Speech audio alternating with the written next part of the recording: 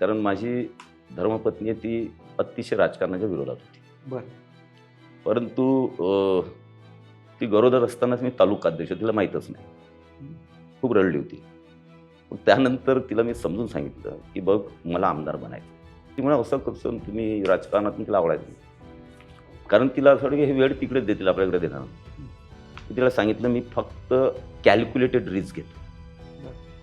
मी तालुका अध्यक्षाला म्हटलं तुला आता 6 महिन्यानंतर विधानसभेचं इलेक्शन आहे. त्यामुळे 6 महिन्यामध्ये मी तिकीट आणतो आणि आमदारही बनतो. आणि कॅल्क्युलेटेड रिस्क म्हणजे एवढेच पैसे मी खर्च करेन.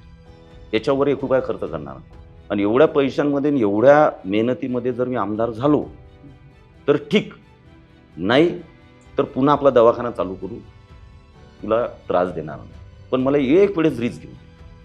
पण ते मला माहीत होतं कॅल्क्युलेटेड माझी रिस्क होती आणि रिस्क घेण्याची तयारी होती. त्यामुळे तिने सहमती दिली.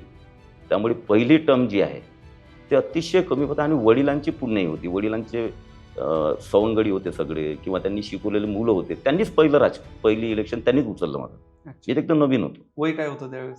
त्यावेळेस माझं 31-32 वय असेल.